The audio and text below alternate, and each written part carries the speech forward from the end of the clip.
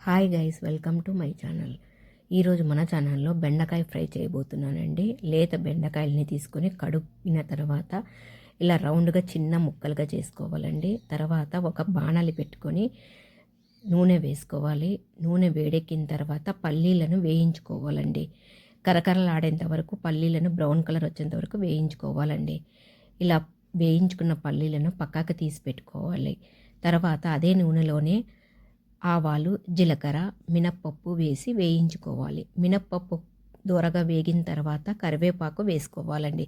కరివేపాకు వేసుకునేటప్పుడు కొంచెం దూరంగా ఉండండి, లేకుంటే నూనె చిట్లుతుంది.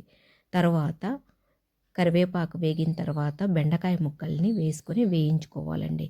బెండకాయ ముక్కల్ని చిదపకుండా మెల్లగా అటు ఇటు కలుపుతూ వేయించుకోవాలండి. బెండకాయలలో జిగురు ఉంటుంది కాబట్టి ఆ జిగురు పోయేంత వరకు మనము చిన్న సెగ మీద వేయించుకోవాలండి. మెల్లగా తిప్పుకుంటూ వేయించుకోవడం వలన బెండకాయలు చిదకపోకుండా అలాగే రౌండ్గా ఉంటాయండి. అలా నెమ్మదిగా వేపుకుంటూ బ్రౌన్ కలర్ వచ్చేంత వరకు వేయించుకోవాలండి. అప్పుడే బెండకాయ ముక్కలు కరకరలాడుతూ కూర కూడా చాలా టేస్టీగా ఉంటుందండి. తర్వాత బెండకాయలకు సరిపోయేంత ఉప్పును వేసుకోవాలి. తర్వాత పసుపును వేసుకోవాలండి. ఇలా ఉప్పు పసుపును వేసుకున్న తర్వాత నెమ్మదిగా బెండకాయ ముక్కల్ని వేపాలండి. ఇలా వేపుకుంటూ మనము కారం కూడా వేసుకోవాలండి. కూరకు తగినంత కారంని వేసుకోండి. వేసుకున్న తర్వాత బెండకాయ ముక్కలకు కారం పట్టేంత వరకు వేయించుకోవాలండి. ఇలా మొత్తము మసాలాలంటూ వేసుకుంటూ కలుపుకుంటూ వేపుకుంటే బెండకాయ కరకరలాడుతుందండి. తర్వాత ధనియాల పొడి వేసుకున్నానండి.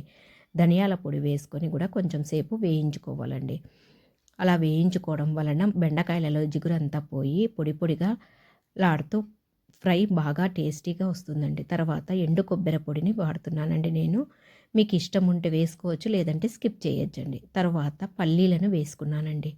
మనం వేయించి పెట్టుకున్నాం కదండి, ఆ పల్లీలను వేసుకున్నానండి. వేసుకొని మొత్తము బెండకాయలు, పల్లీలు, కొబ్బరి పొడి మొత్తం కలిసేటట్లు కొంచెం సేపు వేయించుకుంటున్నానండి. అలా వేయించుకోవడం వలన పల్లీలకు కూడా ఉప్పు కారము తగిలి తినేటప్పుడు చాలా టేస్టీగా ఉంటాయండి. ఇలా పల్లీలు బెండకాయ ఫ్రైలో వేసుకున్నామంటే సూపర్ టేస్టీగా ఉంటుందండి. తర్వాత కొత్తిమీరను సన్నగా తరిగి వేసుకోవాలండి. అలా కొంచెం సేపు వేపుకొని దింపేసుకోవడమేనండి. చాలా టేస్టీగా ఉంటుంది.